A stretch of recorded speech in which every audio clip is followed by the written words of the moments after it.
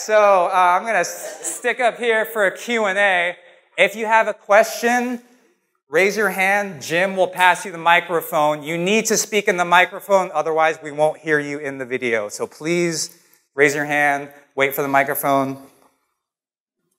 Thanks, Jason. Yeah, thanks, Rob. Yeah, thanks. Can you expand on the concept of intermittent fasting and its ability to either help you burn fat or reduce body fat more effectively than just maintaining a consistent diet and consistent exercise without any variation? Right, okay.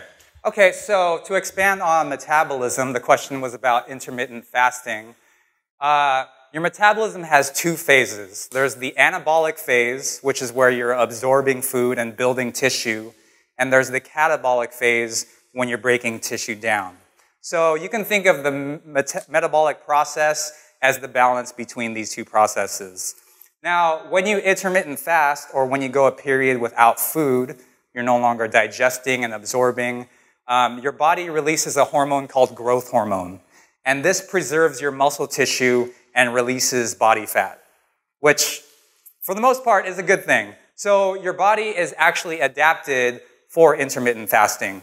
The whole 3 square meals a day is actually more of a product of developed nations. Your body is biologically built to go for periods without food.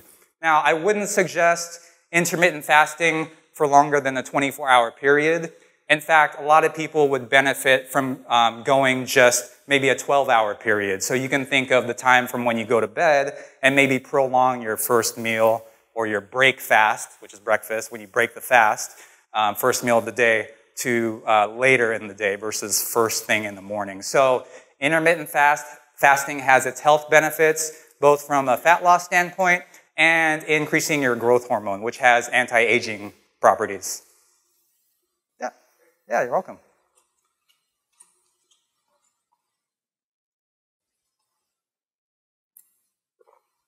So Jason, on the weights, I get it.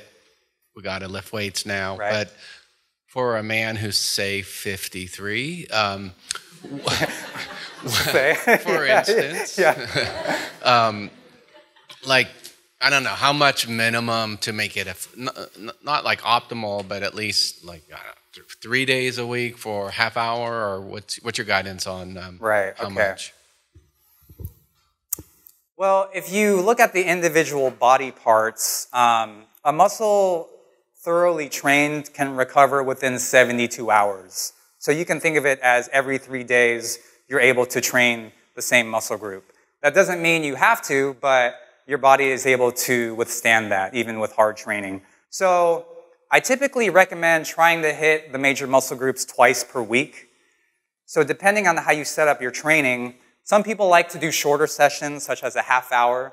And when I do one-on-one training at the fitness center, for example, we get a lot done in a half hour because there's no real breaks in between sets. If you arrange your exercises in a way that you're hitting multiple muscle groups but not overlapping, so like I'll hit opposing muscle groups back to back, you're able to squeeze almost a 60-minute workout into 30 minutes just because there's no standing around. So as far as the timing is concerned, if you're doing efficient workouts like that, I would say 30 minutes 4 times a week, maybe splitting your body, upper and lower body, for instance. So minimum, each muscle group twice per week.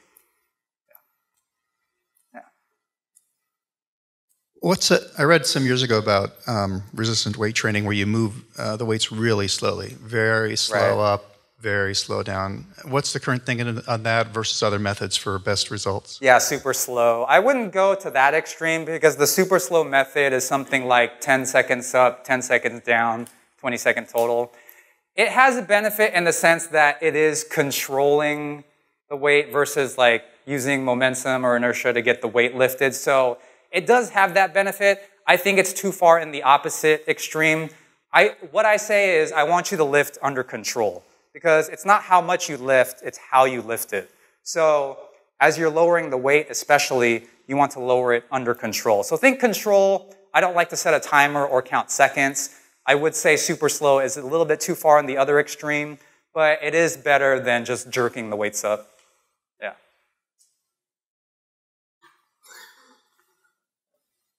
So, Jason, you mentioned that basically, about getting leaner, it's all about calories, right, and how much you consume. Any thoughts on how to distribute those calories in, carbs, protein, etc.? Oh, right, macronutrients.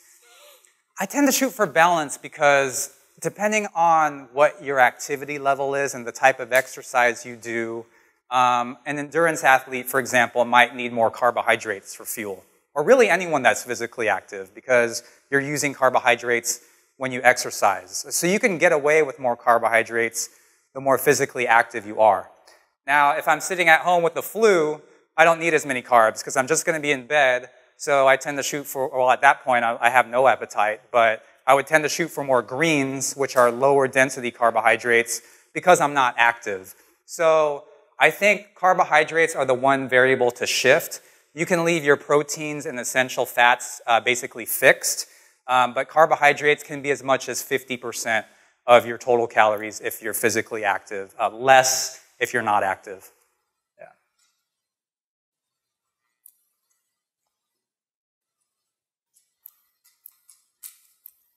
There's a myth around. There's a myth around it's bad to eat your final meal within, I don't know, a couple hours before going to sleep. Is there any truth to that in terms of, how quickly you burn calories or anything like that? Right, so your body burns calories 24 hours a day, so it all adds up to the same net effect. Now, it is true that your metabolism slows down as you prepare for sleep because you're getting ready for bed rest, basically. But if you think about it, you can do it one of two ways. Like, let's say you eat late at night. You're digesting food when your metabolism is lower. That also means if you balance that with eating less during the waking hours, when your metabolism is higher, you're going to be burning more stored fuel during those hours. If you swap them out, basically it comes down to you're either burning more stored fuel or you're burning more of the food you just consumed. So it all has the same net effect. Your body burns calories even as you're sleeping. Your metabolism is lower, but it's balanced out with the fact that your metabolism is higher as you're awake. So I wouldn't be concerned about the meal timing. It's all going to even out. What you need to look at is your average food intake over time. So look at the trends.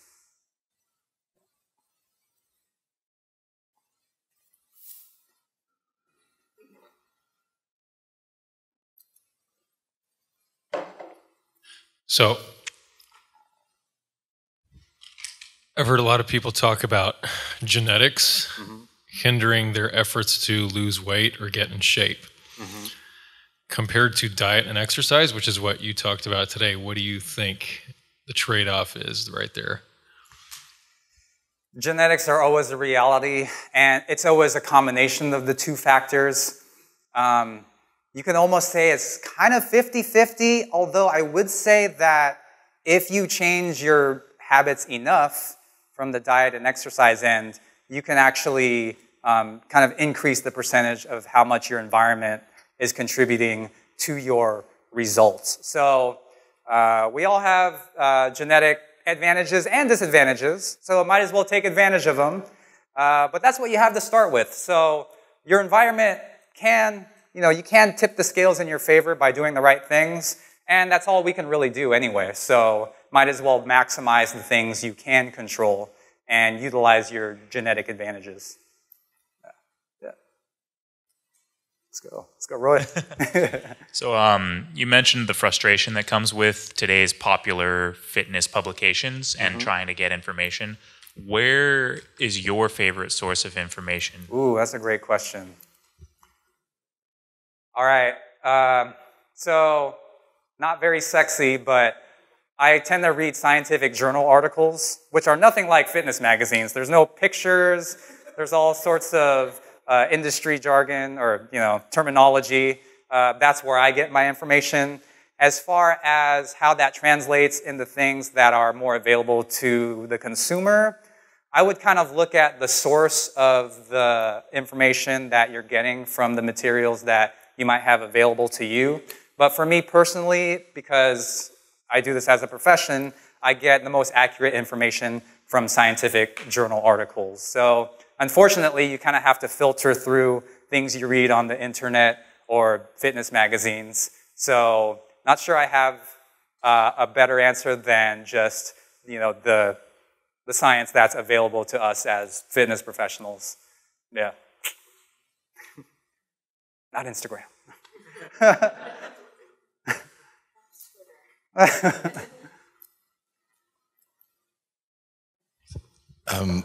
You mentioned working out like the two times a week minimum and versus 4 times. What are your thoughts on diet, shifting your diet days versus you train versus the days that you don't, like more carbs on the days that you do train?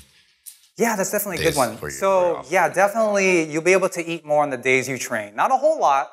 I used to justify this in college, like, oh, I just did a workout, I'm gonna go pig out on some fast food. But yeah, you do need more carbohydrates and protein on the days you train, especially leg days. If you have a good leg workout, yeah, have fun with that, because you'll be able to get away with more food. But it's just gonna be more of the type of foods that you eat that are kind of the building foods, so all your proteins and essential fats, wholesome carbohydrates. But yeah, you'll be able to eat a little more on the days you train. Just kind of go with your general hunger level and kind of eat until the point that you're satisfied enough. Yeah. I have a question regarding endurance nutrition. So if I'm exercising longer than 2 hours, training for a marathon, Ironman, whatever, when do you really have to start eating something during the activity versus afterwards? Right. Are we talking about the actual event itself? Or training? Or training, yeah. So basically, when your body has a way of storing carbohydrates, it's called glycogen. And depending on your muscle mass and overall body size, you can store up to 350 to 400 grams of carbohydrates. Now, that can kind of accumulate over time, but you kind of have a maximum storage amount. So in that case, the best case scenario is to already have your glycogen stores full for your training, so that when you go out there, you can wait until like your blood sugar starts to dip, that you can kind of consume more of the fast-acting carbohydrates. But ideally, you want carbohydrates already stored on your body as glycogen. And I know this is a hard thing to assess, but the way that you know that you're low on stored carbohydrates is when you feel kind of flat, like the muscles aren't really contracting fully, versus when you're full, the muscles are more plump and they contract a lot easier, and it's, you'll perform better doing endurance activities. Hydration. Is there any truth to that often repeated suggestion to use whatever 8 glasses of water per day? Yeah, again, another 8 to 10 glasses of water per day. Another one-size-fits-all guideline. You have to go by your thirst. And I know for a lot of people it's hard to use your intuition because we love the numbers. So 8 to 10 glasses a day is a good starting guideline. I would say the 8 to 10 glasses is probably a little bit more toward the sedentary end. So again, depending on your body size, you might need more than that when you're active, as much as maybe 12 to 16, depending on what you're doing and how hot it is. So other factors come into play. So I would say just drink water until you're not thirsty, but don't try to guzzle it by the gallon.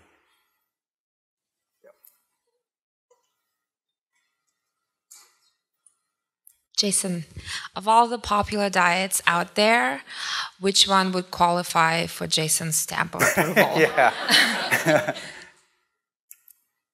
Wow, I'm not even caught up with all the popular diets, but at one point I would say paleo, even though I don't like to label diets or eating styles, but what I like about the paleo diet is that it's an emphasis on more of the natural foods, so like the meats and the whole grain carbs and vegetables and fruits especially. So I know there's some vegetarians or vegans or raw foodists, but I think the closer you get to more of the natural food source versus eating a lot of foods that are processed, I think you can't go wrong with that. So I don't like to be too unbalanced in terms of having your carbs too low, especially when you're physically active, or portioning things out so that your diet is just so robotic. Because we eat for a lot of reasons other than nutrition. There's going to be factors and events where we're going to encounter foods that maybe are not on a specific diet. So you have to learn to adapt and be flexible. But my answer to that is any diet that kind of emphasizes more natural foods, fruits, vegetables, meats, things that come out of nature. Yeah. Jason, you and I worked together a couple times, and I was a very happy customer. Yeah. You're a great trainer. And I'd like to try to find a trainer at my gym because some of the stuff that you showed me didn't translate because it was just different equipment. And there's a ton of trainers at my gym. What is your advice for finding a good one? Ooh, that's a great one. If you can observe when they're training clients, one red flag for me is if I see a trainer and they're not making eye contact with their client or not even looking at their joints and all the things that are moving, kind of making eye contact at girls or boys walking in the gym or just kind of looking at their phone or something. So that's one red flag. And try to ask them questions where they have to answer it in a logical way. Don't fall for bro science, meaning things that kind of just like sound good and it's what you want to hear, but it's not science-based. So you can try to like ask certain questions and see how they answer it. That way you can assess their level of knowledge and expertise. Don't go by how they look, always. I mean, not all the time. Jason, can you compare and contrast the benefits, resistance, and otherwise of a vigorous elliptical workout versus a leg weight workout? Yeah, that's a good question. So a vigorous leg resistance workout versus like an elliptical, higher intensity workout. So your muscles have, well, basically, there's different types of muscle fibers, but the two major ones are like the fast twitch and the slow twitch. So the slow twitch are the ones that when we're doing our lower intensity exercises, or even just keeping your posture upright, those are the muscle fibers that are activated.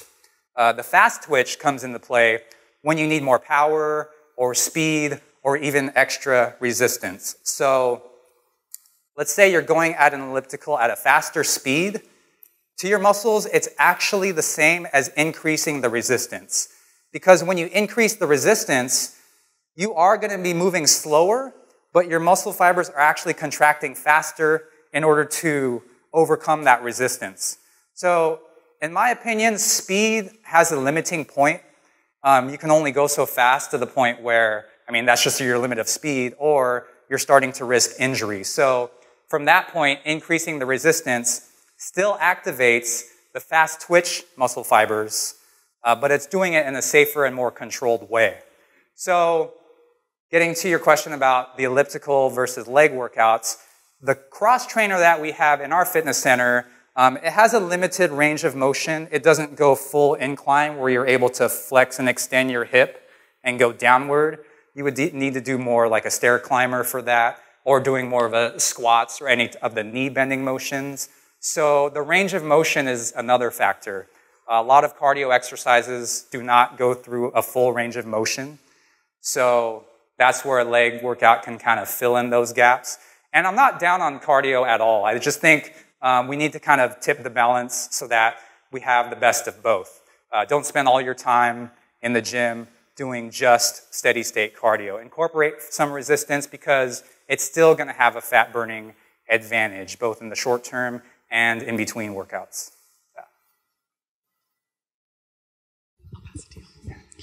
Hi, Jason. I don't like the gym. What would be the most impactful kind of outdoor activity? Right. Well, you should definitely not do something you don't like or in a place you don't like. It's a really broad question. I have to know you better.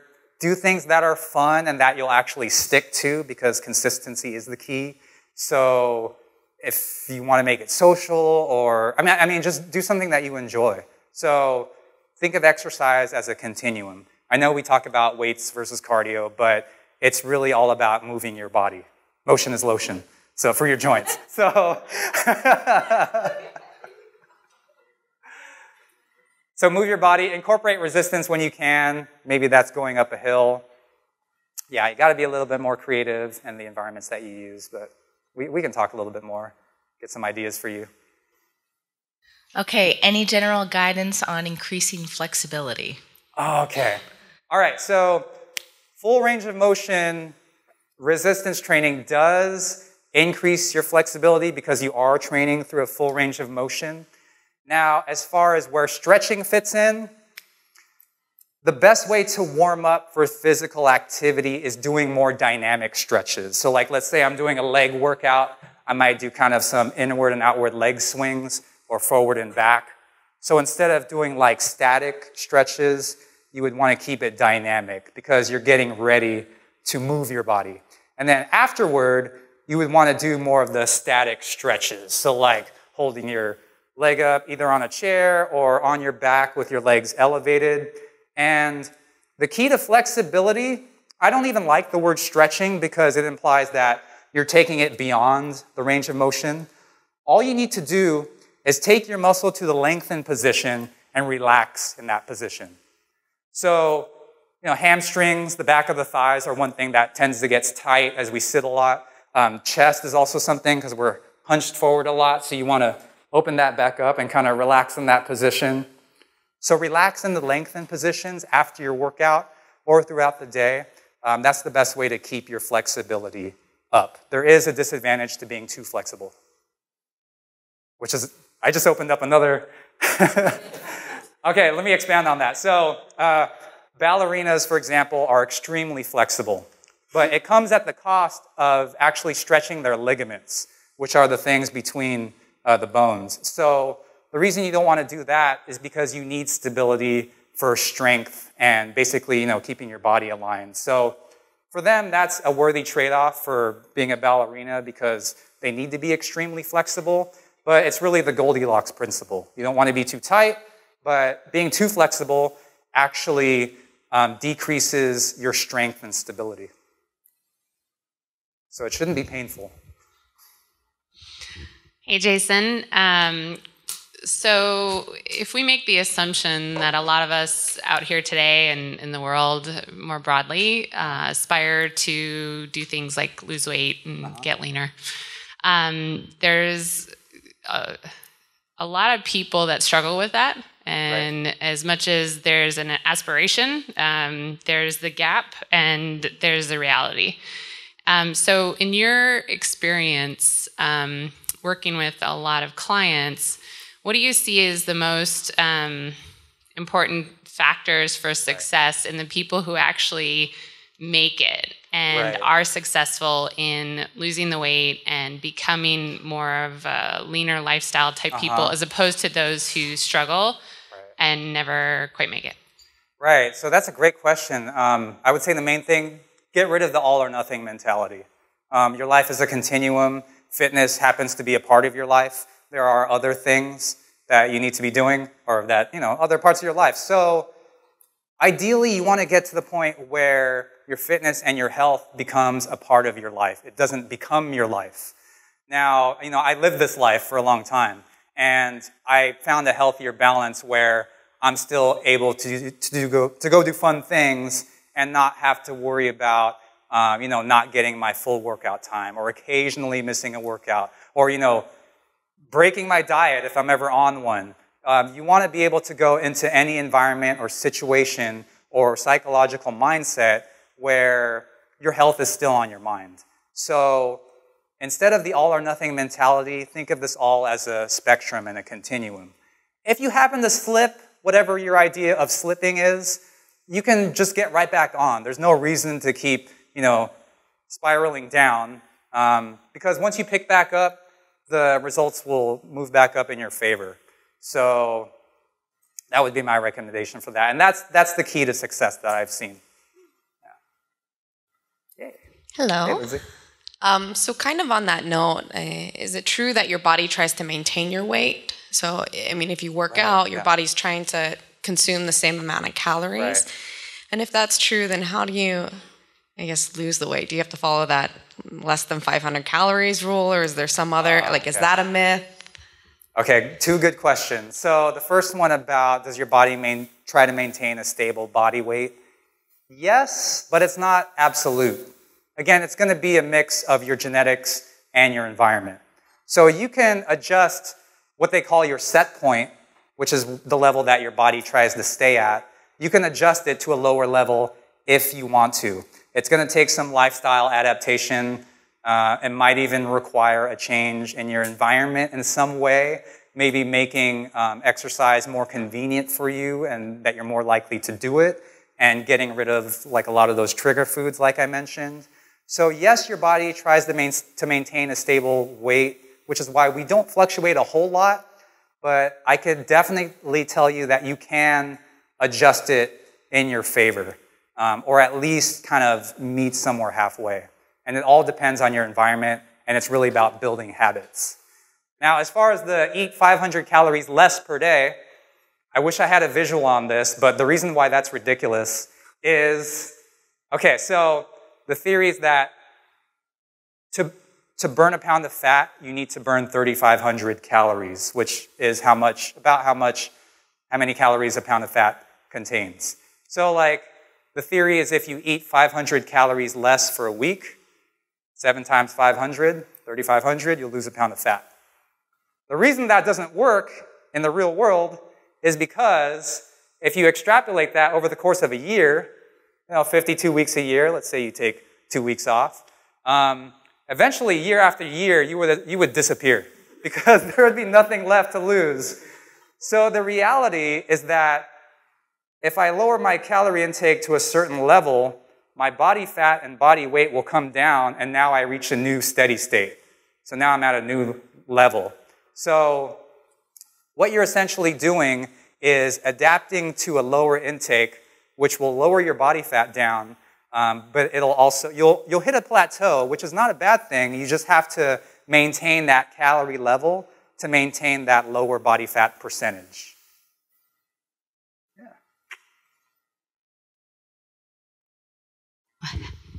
I have a question on the statement that you made earlier. You said that depending on your activity, right, if you're more active, then you add more carb, but right. Less active, you eat less carb, and you keep your protein about the same. Right. So if I want to build muscles, right. I often been told that like I have to eat more protein. Okay. Okay, can you clarify that? Sure, yeah. So for building muscle, you need enough protein. I'm not able to tell you how much that is for you right now individually, but you need enough. You don't need excess, because excess implies that it's too much. It's more than you need. So it's a mistake to believe that you need to eat excessive calories from either proteins, carbohydrates, or fats to build muscle tissue, because excess already means too much. So you're just storing extra body fat, which you'll probably want to remove later. So with building muscle, you need to eat just enough to maintain your workouts, because your training is going to be the primary stimulus for gaining muscle tissue. And the calorie intake will help sustain that. So when you're trying to build muscle, just make sure you're not hungry, but there's no need to over-consume calories or protein.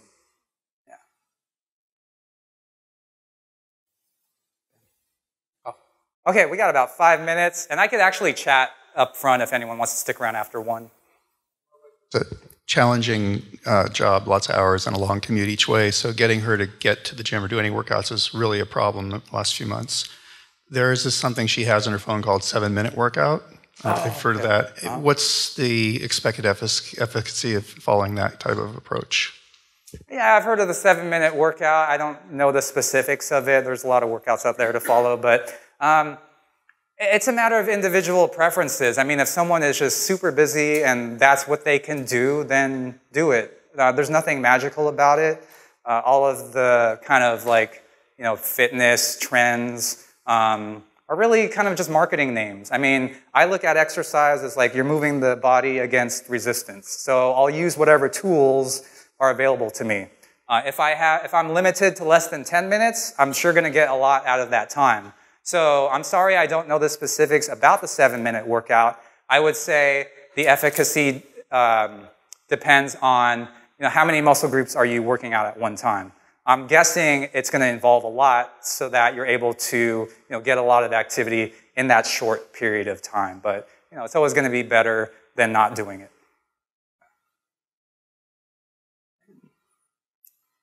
Jason, I've heard that if you want to lose fat, you reduce the calorie intake, as you mentioned, and then you'll also lose some of the lean muscle. Is that true? And is it possible to lose fat while maintaining or gaining lean muscle?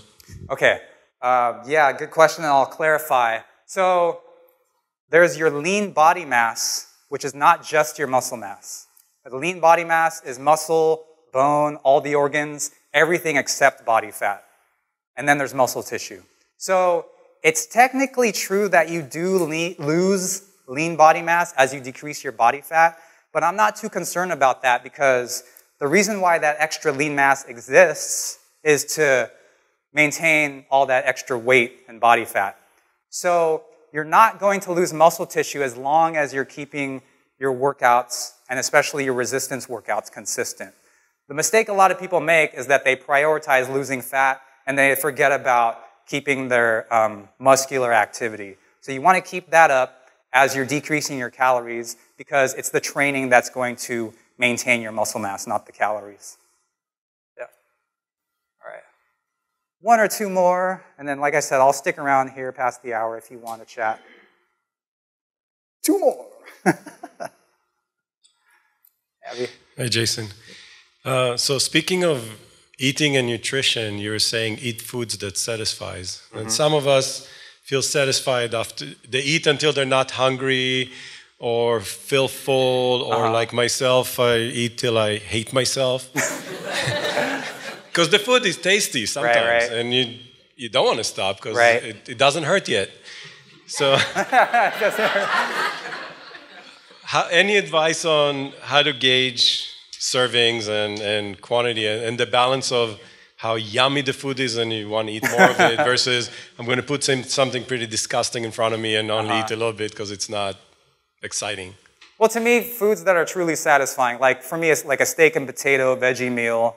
It's very hard to overeat that compared to like the Girl Scout cookies, the trigger foods, because like on the one hand, it is yummy, it's satisfying, but there's a point where you could definitely feel like eating more would be uncomfortable versus other trigger foods where you can eat beyond the point of discomfort and you can still go. So yeah, if you're not good at listening to your intuition, again, I would just still recommend getting your calorie intake measured so you have an idea of how much, and maybe you can like save aside a portion because you know that visually you'll want to finish what's in front of you. So maybe ahead of time, do that on the front end, kind of save some for later, and then you can still kind of eat with your eyes, but you already pre-portioned that. So it's hard to assess, but guilt is never a good emotion when it comes to eating, so don't feel guilty, but kind of get used to the point where you're no longer hungry and kind of just save the rest for later. Yeah. Okay. Two more? One more? All right, Caroline, I'll talk to you afterward. I had mentioned intermittent fasting and growth hormone and anti-aging. Any other recommendations for anti-aging? Ooh. Maybe that'll be the next topic, next lunch and learn. Yeah. Let's talk later. Yeah, that's certainly a good topic. So, guys, thanks so much for coming. We have a lot of fun doing this. So you've all been great. Great questions. Thank you so much. Yeah.